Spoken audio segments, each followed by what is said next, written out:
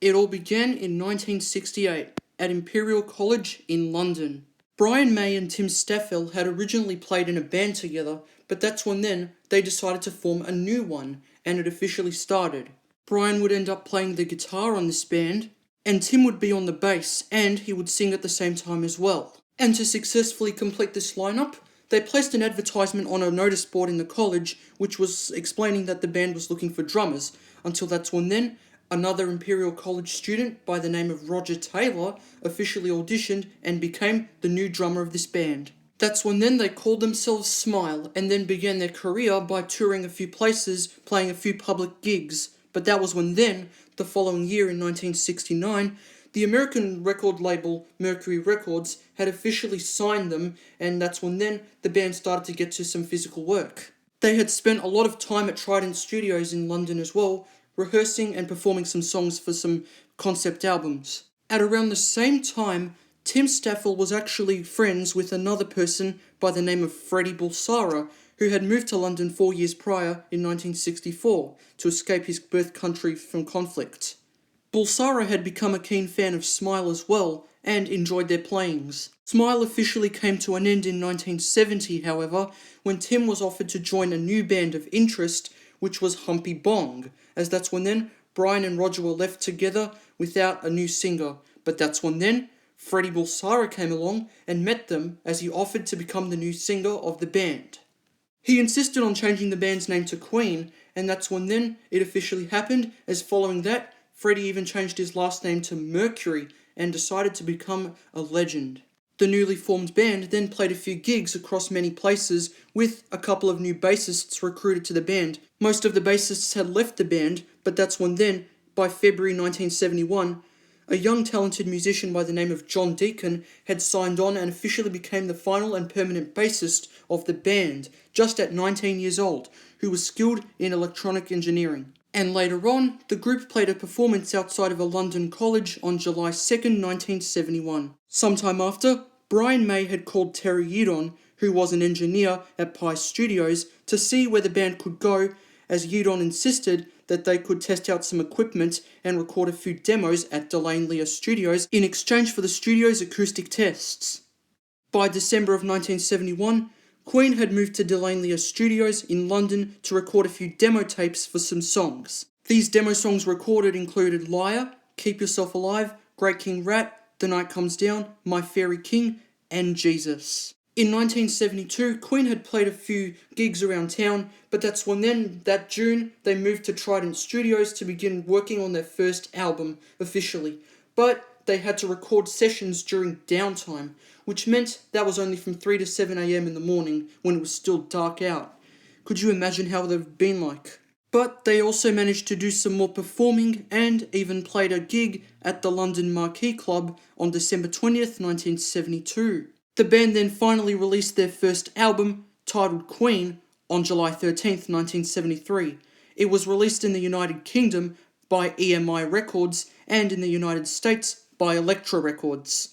The album itself also received some positive reviews from critics as well, as Gordon Fletcher of the Rolling Stone magazine called it superb, as the Chicago Daily Herald called it an above-average debut. Unfortunately, the lead single song Keep Yourself Alive didn't do very great, as it failed to get much mainstream success to the band. Freddie then used his art skills around the same time to create the official crest emblem for the band, with some animals and a few pictures depicting the band's astrological signs.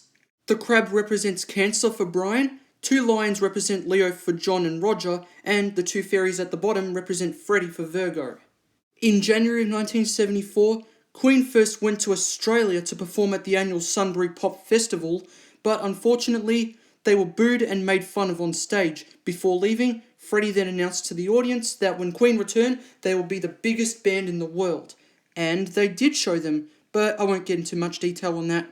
That was when then 2 months later, the band released their second album, titled Queen 2, on March 8th, 1974, as the front image shares the iconic photo taken by Mick Rock of the band posing for what would become the music video for Bohemian Rhapsody. The album was released by EMI and Elektra Records, but unfortunately, it was quite unsuccessful compared to the huge success of their previous album.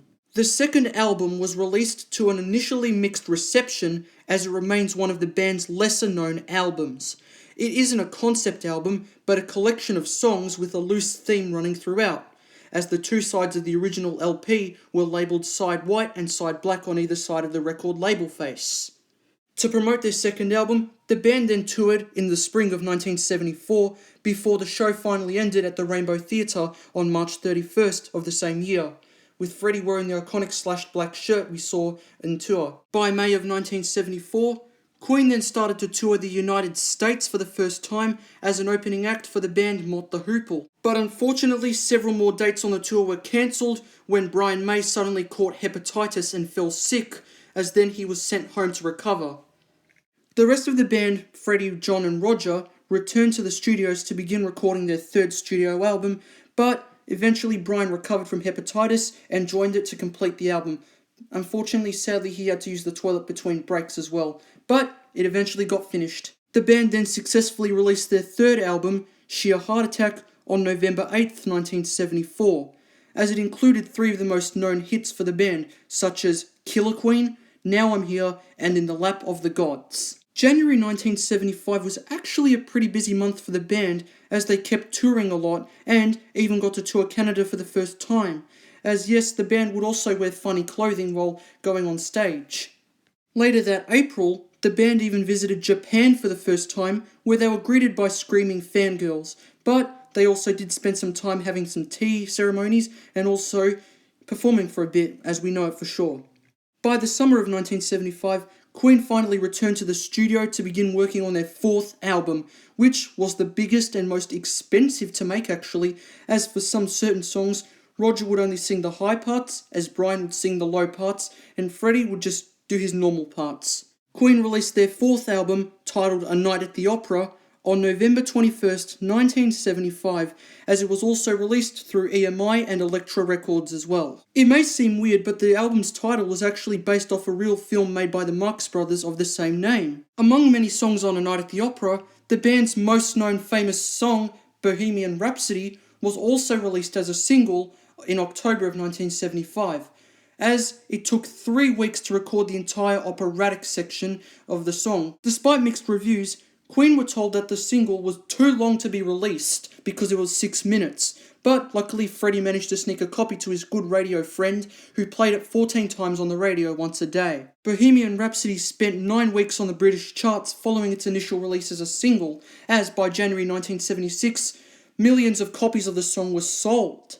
Even on September 18th, 1976, Queen held a concert in London's Hyde Park as a thank you for the fans for their success being coming true, as that's when then, yes, this was the most known famous concert for the band. 3 months after that, the band successfully released their fifth album, A Day at the Races, on December 10th, 1976, as it served as a companion album to A Night at the Opera, and yet again, A Day at the Races borrows another title of a film by the Marx Brothers. Geez, what's with Freddie choosing these names so badly? The album also included some many recognisable hits from the band, such as Freddie's gospel-inspired song, Somebody to Love, Brian's riff song, Tie Your Mother Down, and Long Away.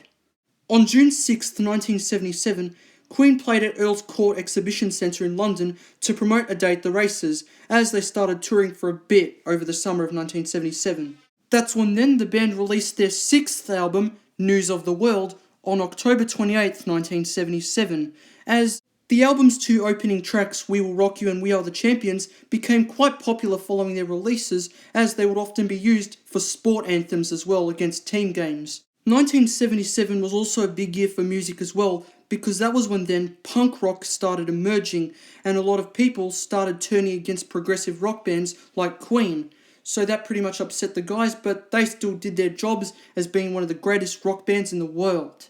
From July to October of 1978, Queen recorded their next seventh album outside of the United Kingdom, as it was released as Jazz on November 10th, 1978. But however, when it was released, the album received quite a weird reaction, as a critic known as Dave Marsh said the following: "This group has come to make it clear exactly who is superior and inferior. Its anthem, We Will Rock You, is a marching order. You will not rock us, we will rock you." Indeed, Queen may be the first fascist rock band.